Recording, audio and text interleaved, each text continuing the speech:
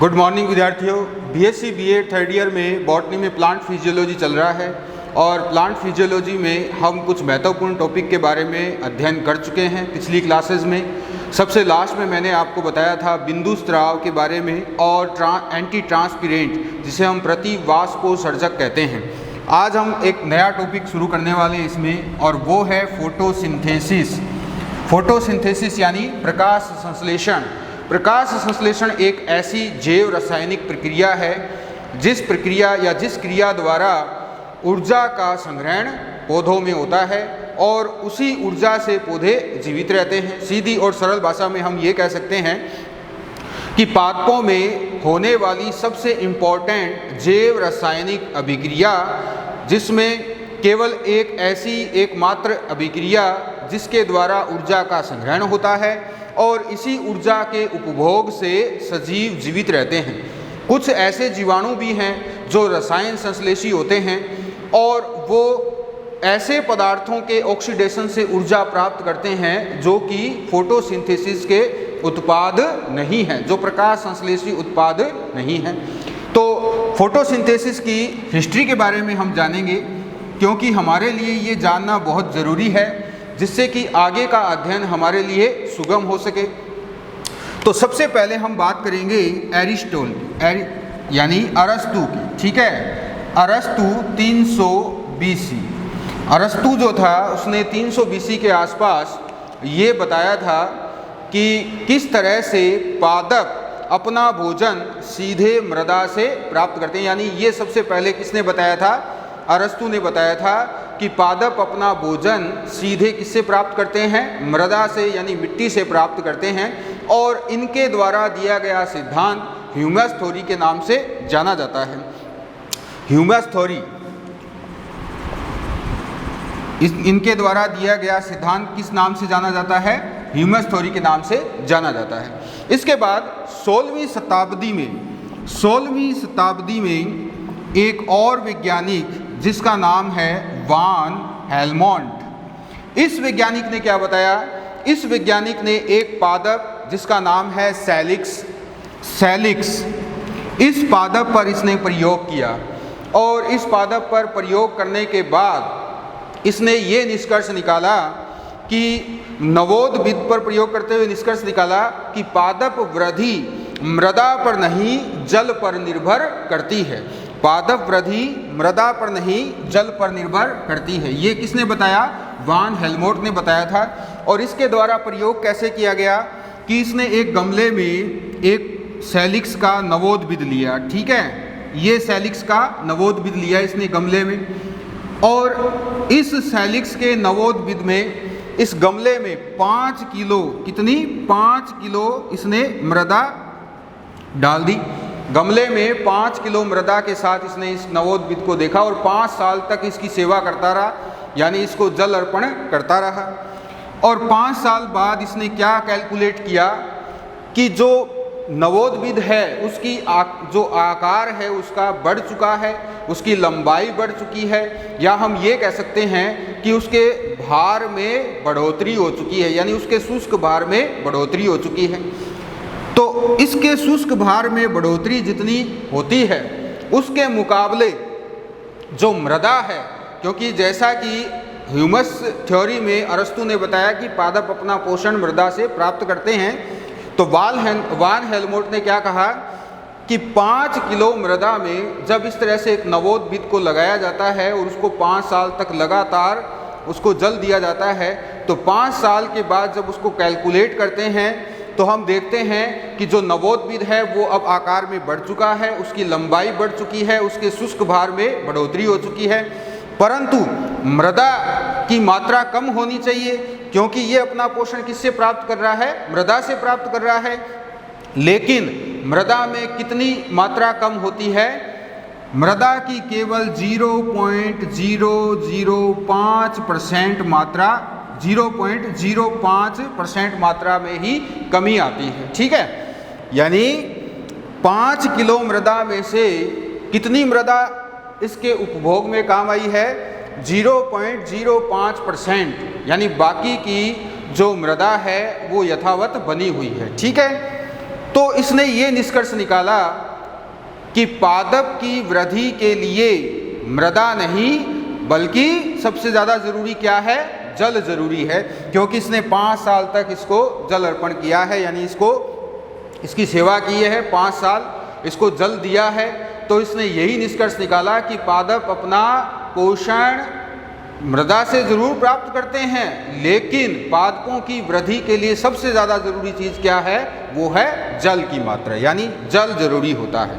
तो इस तरह से 16वीं शताब्दी में वान हेल्महोल्ट्ज ने प्रयोग किया। इसके बाद वान हेल्महोल्ट्ज ने तो चलो बता दिया, इसके बाद एक और वैज्ञानिक जिसने ये बताया कि पादप वृद्धि के लिए जल तो जरूरी है ही, परंतु पादप अपनी वृद्धि के लिए कुछ पदार्थ मृदा से भी प्राप्त करते हैं। ये बताया था वुडवर्थ 1699 ने।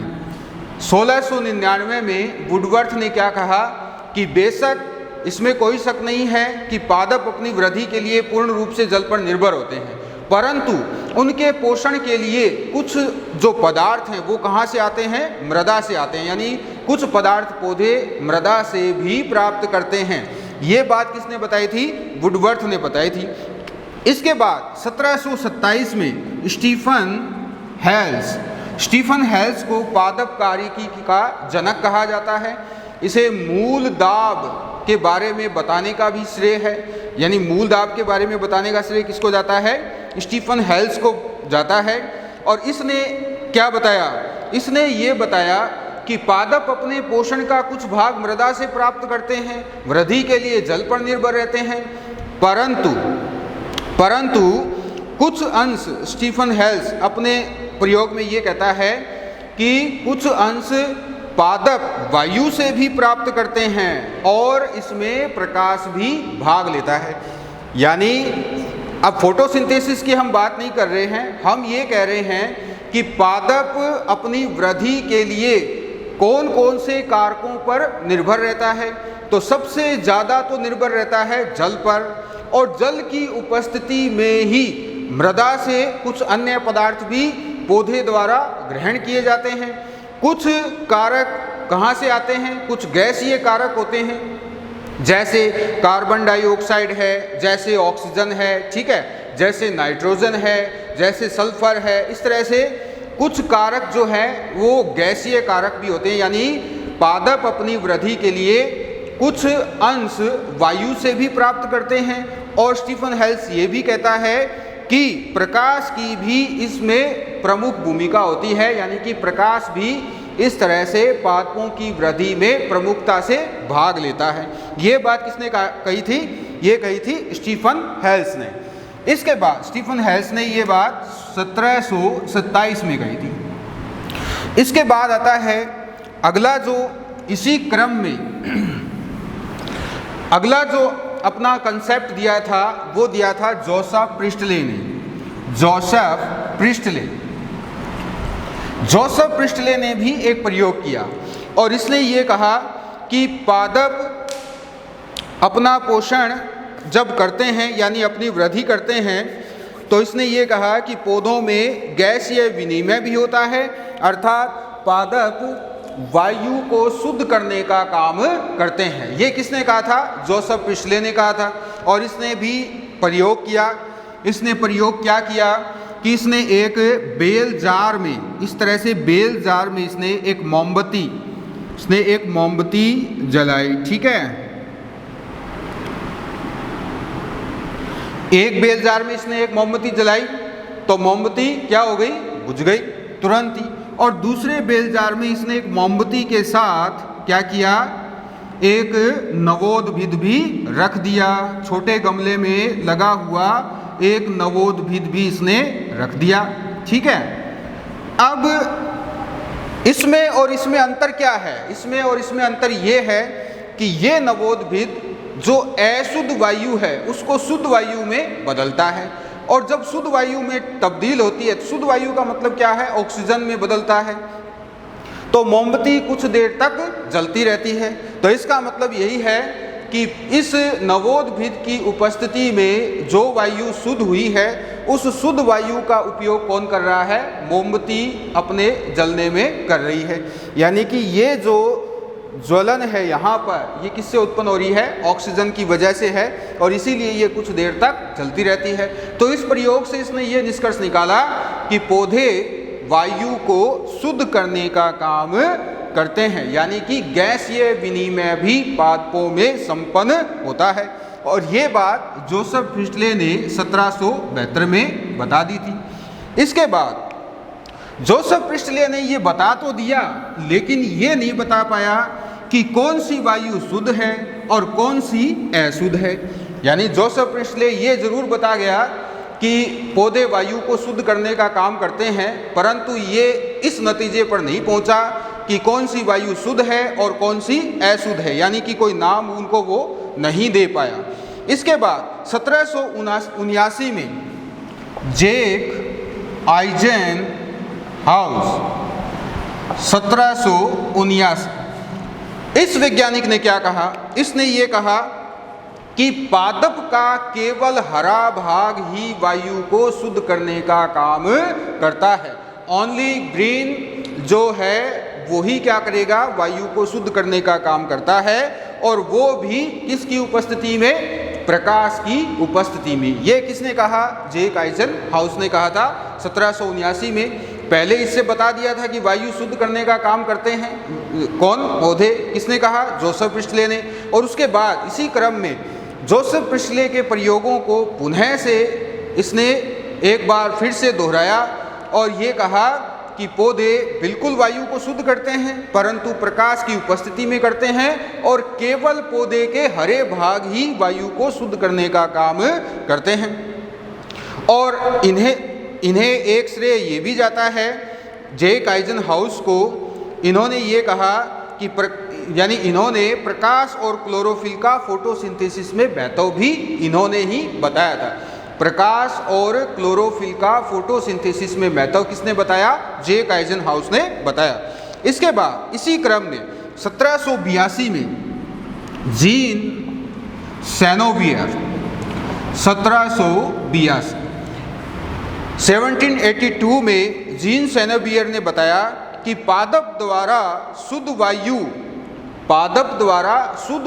का निर्माण, शुद्ध वायु का मतलब है शुद्ध वायु यानी O2, यानी पादप द्वारा O2 का निर्माण अशुद्ध वायु क्या है? CO2 पर निर्भर करता है। यानी पादप द्वारा शुद्ध वायु का निर्माण अशुद्ध वायु पर निर्भर करता है। ये किसने बताया था? ये कहा था जीन सेनोवियर ने। अर्थात पूर्ण रूप से शुद्ध वायु के लिए अशुद्ध वायु पर पौधे निर्भर रहते हैं। इसके बाद लेवोजियर 1782 में ही एक और वैज्ञानिक हुआ था जिसका नाम है लेवोजियर 1782। इसने भी 1782 में एक प्रयोग किया और सेनोवियर का जो मत था उसका इसने समर्थन किया और बताया कि अशुद्ध वायु में तो क्या है? CO2 है, और शुद्ध वायु में क्या होती है? O2 है। यानी अब आप अगर हम रिवर्स में चलते हैं तो जहां हमने ये पढ़ा है कि स्टीफन हेल्स ने जो बताया, उसके बाद जोसेफ प्रिस्टले ने गैसीय विनिमय के बारे में बताया था कि पौधे वायु को शुद्ध करते हैं, लेकिन वो नहीं बता पाया कि कौन सी अशुद्ध है और कौन सी शुद्ध है। यानी उसने प्रयोग किया 1772 में, और उसके तकरीबन 10 साल बाद 1782 में लेवोजियर ने ये साबित कर दिया कि अशुद्ध वायु क्या है? CO2 है, और शुद्ध वायु ऑक्सीजन यानी कि O2 होती है।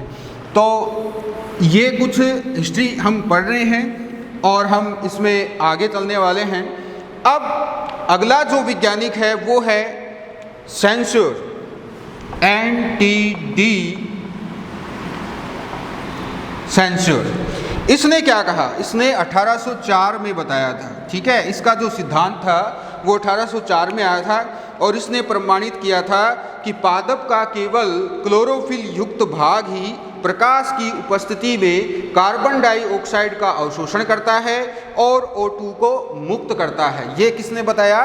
सेंसर ने बताया था कि प्रकाश की उपस्थिति में पादप का केवल क्लोरोफिल भाग ही अशुद्ध वायु को यानी कि कार्बन डाइऑक्साइड को एब्जॉर्ब करता है, अवशोषित करता है और किसको रिलीज करता है? ऑक्सीजन को यानी कि शुद्ध वायु को रिलीज करता है। और इन्होंने ये भी कहा कि पादप के शुष्क भार में वृद्धि और मुक्त O2 का भार, पादप के शुष्क भार में वृद्धि, ठीक है, पादप के शुष्क भार में वृद्धि का मतलब यही है कि पादप अपनी ग्रोथ कर रहा है। तो पादप के शुष्क भार में वृद्धि और मुक्त ऑक्सीजन, ठीक है, मुक्त ऑक्सीजन की मात्रा अवशोषित की गई CO2 से अधिक होती है। ये किसने बताया? सेंसर ने बताया था। यानी ऑक्सीजन जितनी एब्जॉर्ब करता है प्लांट, उससे ज़्यादा कार्बन डाइऑक्साइड जितनी एब्जॉर्ब करता है उससे ज़्यादा ऑक्सीजन बाहर निकलती है, ठीक है, क्लियर। और इसी तरह से जो शुष्क भार में वृद्धि है वो भी ज़्यादा होती है। तो हम ये कह सकते हैं कि कार्बन डाइऑक्साइड की मात्रा निर्भर करती है पौधे पर और जो उत्पाद बनते हैं वो अधिक मात्रा में बनते हैं। इसके बाद इसी क्रम में अगला जो वैज्ञानिक है, लेकिन इसने जो सेंसर है इसने एक निष्कर्ष और भी निकाला था कि फोटोसिंथेसिस प्रक्रिया में जल भाग लेता है और कार्बन डाइऑक्साइड और O2 का समान आयतन, कार्बन डाइऑक्साइड और O2 का समान आयतन फोटोसिंथेसिस में भी निर्मित होता है। यानी फोटोसिंथेसिस में इस तरह से समान आयतन निर्मित होता है। कैसे होता है कि कार्बन डाइऑक्साइड जब बाहर निकलती है तो केल्विन साइकिल में काम आती है, ठीक है, C4 साइकिल से फिर कार्बन डाइऑक्साइड बाहर निकलती है, फिर वो केल्विन साइकिल में काम आती है। इसी तरह से केम पौधे भी यही प्रोसेस करते हैं। तो हम ये कह सकते हैं कि कार्बन डाइऑक्साइड और ऑक्सीजन की मात्रा जो है वो समान रूप से साथ आती है। इसके बाद पेलेंटियर और कैवेंट्यू, पेलेंटियर व कैवेंट्यू, इन्होंने 1818 में हरे पादपों में क्लोरोफिल की खोज की थी, ठीक है। क्लोरोफिल की खोज का श्रेय किसको जाता है? डिस्कवरी ऑफ क्लोरोफिल, क्लोरोफिल की खोज का श्रेय जाता है पेलेंटियर और कैवेंट्यू को जाता है। और उसके बाद क्लोरोफिल का फोटोसिंथेसिस में महत्व किसने बताया था? ये बताया था ड्यूट्रो चैट ने 1837 में, यानी खोज हो गई थी 1818 में, लेकिन फोटोसिंथेसिस में महत्व क्लोरोफिल का किसने बताया था? ड्यूट्रो चैट ने 1837 में बताया था। इसके बाद अगला जो वैज्ञानिक है वो है सैक्स, 1864। इसी क्रम में हम आगे हिस्ट्री में पढ़ रहे हैं। तो सैक्स क्या कहता है? ये कहता है कि प्रकाशमान क्लोरोप्लास्ट में स्टार्च बनने की प्रक्रिया, ये बताता है प्रकाशमान क्लोरोप्लास्ट में स्टार्च बनने की प्रक्रिया। और निष्कर्ष क्या निकालता है कि फोटोसिंथेसिस प्रक्रिया में प्रथम उत्पाद क्या है? स्टार्च बनता है, ठीक है। किसका निर्माण होता है? स्टार्च का निर्माण होता है। तो स्टार्च के निर्माण से संबंधित जो सिद्धांत दिया था वो दिया था सैक्स ने दिया था। तो फोटोसिंथेसिस का प्रथम उत्पाद क्या है? स्टार्च है। फिर उसके बाद एफ ब्लैकमैन 1905 में, एफ ब्लैकमैन 1905, ठीक है। इसने क्या कहा? इसने ये कहा कि प्रकाश संश्लेषण एक फोटोकेमिकल रिएक्शन है, ठीक है। इसमें कोई शक नहीं है कि प्रकाश संश्लेषण एक प्रकाश रासायनिक अभिक्रिया है। परंतु एफ ब्लैकमैन क्या कहता है कि यह प्रकाश रासायनिक अभिक्रिया के साथ साथ एक जैव रासायनिक अभिक्रिया भी है और इसके लिए प्रकाश का होना जरूरी है, ठीक है। फोटोसिंथेसिस के लिए क्या है? प्रकाश का होना जरूरी है और बायोकेमिकल रिएक्शन के लिए प्रकाश की उपस्थिति जरूरी नहीं होती है। ये बताया था किसने? एफ ब्लैकमैन ने। दोबारा से सुनेंगे। एफ ब्लैकमैन कहता है कि फोटोकेमिकल रिएक्शन है। ठीक है, प्रकाश संश्लेषण क्या है? एक फोटोकेमिकल रिएक्शन है, परंतु साथ ही साथ ये एक बायोकेमिकल रिएक्शन भी है, यानी जैव रासायनिक प्रक्रिया भी है। फोटोकेमिकल रिएक्शन के लिए लाइट की ज़रूरत होती है, जैसा कि फोटो नाम ही आ रहा है, फोटोकेमिकल प्रकाश रासायनिक। लेकिन बायोकेमिकल रिएक्शन के लिए प्रकाश की उपस्थिति जरूरी नहीं है, और इसीलिए एफ ब्लैकमैन को अंधकार अभिक्रिया देने का श्रेय जाता है। जो डार्क रिएक्शन है वो किसने दी थी? एफ ब्लैकमैन ने दी थी। इसके बाद CB. Van Niel, CB. Van Niel, इसने 1930 में क्या बताया? इसने 1930 में बताया कि कार्बन डाइऑक्साइड स्थिरीकरण व माध्यम में उपस्थिति हाइड्रोजन दाता पदार्थ का ऑक्सीकरण साथ साथ होता है। यानी कार्बन डाइऑक्साइड का स्थिरीकरण होता है, और जो माध्यम में उपस्थित हाइड्रोजन दाता है उसका भी क्या होता है? साथ साथ ऑक्सीकरण होता है।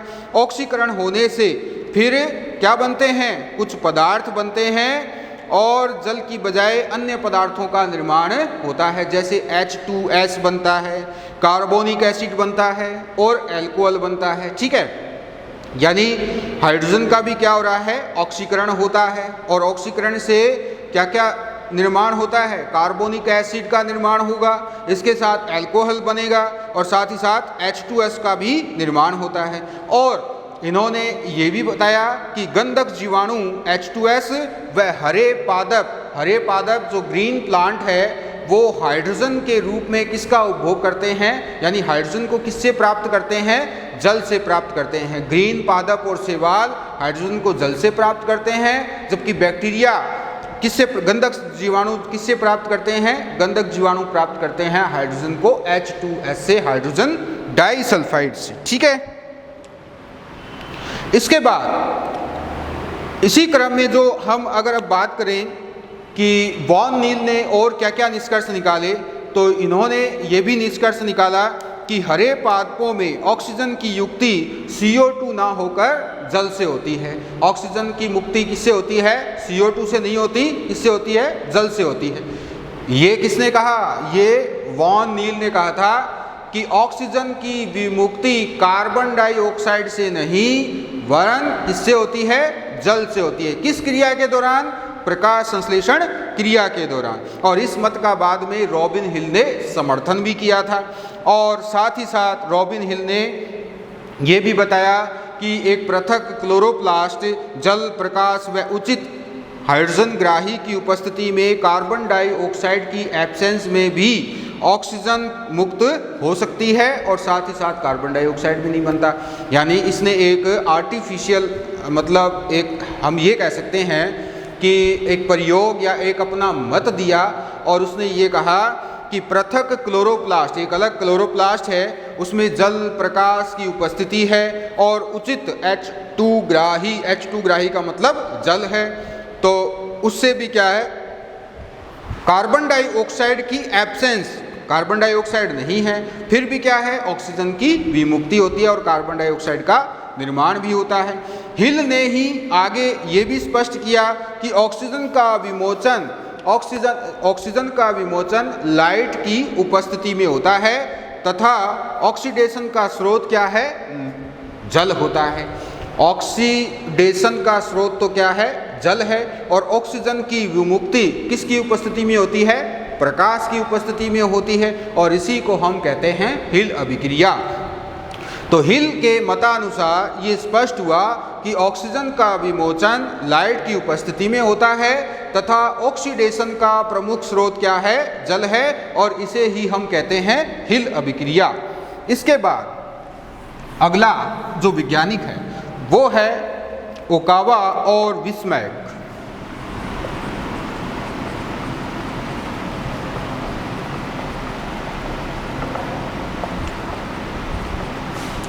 ओकावा और बिस्मैक, इन्होंने हिल अभिक्रिया के दौरान NADP से NADPH के निर्माण की व्याख्या की थी, और यानी हम ये कह सकते हैं कि NADP से NADPH की खोज किसने की थी? ओकावा एंड बिस्मैक ने की थी। और इन्होंने ये पाया कि NADP इलेक्ट्रॉन ग्रहण कर NADPH में अपचयित हो जाता है और यह NADPH CO2 को अपचयित करने में सक्षम होता है। ठीक है, मतलब जो NADP है, ठीक है, वो किस में अपचयित हो जाएगा? NADPH में अपचयित हो जाएगा। क्लियर? और इलेक्ट्रॉन की प्राप्ति करके, तो जब ये अपचयित हो जाएगा फिर ये NADPH क्या करेगा? ये NADPH CO2 स्थिरीकरण में प्रमुख भूमिका निभाता है। केल्विन साइकिल के दौरान NADPH2 का उपभोग होता है और ये आगे कार्बन डाइऑक्साइड को अपचयित करने में काम आता है। ठीक है, इसके बाद डैनियल ऑर्नन 1959, अगला है डैनियल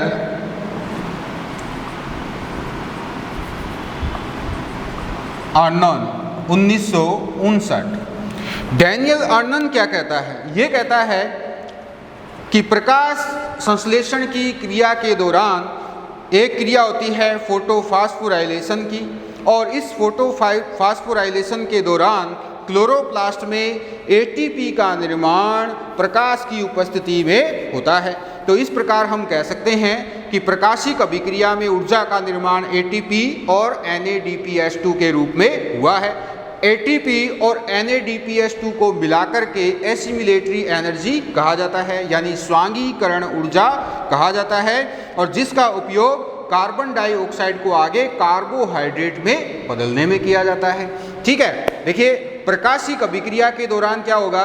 प्रकाशिक अभिक्रिया के दौरान ATP और NADPH2 का निर्माण होता है। ये किसने बताया था? डैनियल ऑर्नन ने बताया था। और इन दोनों का निर्माण होगा किसकी उपस्थिति में? प्रकाश की उपस्थिति और जल की उपस्थिति में होता है। ठीक है, और जब ये ATP और NADPH2 बन जाते हैं तो इन दोनों को सम्मिलित रूप से क्या कहते हैं? हम स्वांगीकरण शक्ति कहते हैं। स्वांगीकरण शक्ति इसलिए कहते हैं क्योंकि ये कार्बन डाइऑक्साइड का क्या करती हैं? स्वांगीकरण करती हैं, और फिर कार्बन डाइऑक्साइड आगे कार्बोहाइड्रेट में बदल जाता है। और इस प्रक्रिया को हम किस में पढ़ते हैं? इस प्रक्रिया को हम केल्विन साइकिल में पढ़ते हैं, जहाँ पर कार्बन डाइऑक्साइड का स्थिरीकरण किसमें होगा? एक्सो शर्करा में होता है। ठीक है, इसके बाद केल्विन 1955, केल्विन ने किसकी खोज की थी? केल्विन साइकिल की खोज की थी। तो केल्विन ने ये कहा कि प्रकाशिक अभिक्रिया में जो स्वांगीकरण शक्ति यानी ATP और NADPH2 बनती है, उससे आगे कार्बोहाइड्रेट का स्थिरीकरण होता है, अर्थात कार्बन डाइऑक्साइड अपचयन की क्रियाविधि की खोज का श्रेय किसको जाता है? केल्विन और बेसन को जाता है। केल्विन और उसके सहयोगी बेसन को जाता है, और इनके अनुसार CO2 स्थिरीकरण एक चक्रिक क्रम में होता है, और इसीलिए इसको केल्विन साइकिल कहते हैं। चक्रिक क्रम में इसलिए होता है क्योंकि कार्बन डाइऑक्साइड के 6 अणुओं के लिए, प्रत्येक अणु के लिए एक क्रिया होती है, तो लगातार चक्र चलता रहता है। RuBP का संश्लेषण होता रहता है जो कि कार्बन डाइऑक्साइड का ग्राही होगा, और NADPH2 और ATP भी लगातार बनती रहती है। तो केल्विन साइकिल के दौरान 18 ATP खर्च होती है और 12 NADPH2 खर्च होती है। इसके बाद कॉर्डसैक एट ऑल 1965, कॉर्डसैक एट ऑल ने बताया था 1965 में, उन्होंने गन्ने में कार्बन डाई स्थिरीकरण के फलस्वरूप C4 डाई कार्बोक्सिलिक एसिड की चक्र की खोज की थी। यानी जो गन्ना है वो क्या है? एक बीजपत्री पादप है, C4 प्लांट है, और इन C4 प्लांट में C4 साइकिल की खोज का श्रेय किसको जाता है? कॉर्डसैक को जाता है। इसके बाद हैच एंड स्लैक ने C4 साइकिल का विस्तृत वर्णन प्रस्तुत किया, और उसके बाद फिर अगले क्रम में जो रोहनी एट ऑल ने है, रोहनी एट ऑल ने केम साइकिल की खोज की। यानी केम साइकिल की खोज इन्होंने कौन से पादप में की? सीडम के पादप में इन्होंने केम साइकिल की खोज की। तो विद्यार्थियों, ये थी अब तक की हिस्ट्री फोटोसिंथेसिस में, और आगे हम फोटोसिंथेसिस का ब्रीफली जो डिस्क्रिप्शन है वो करेंगे। तो आज के लिए इतना ही, धन्यवाद।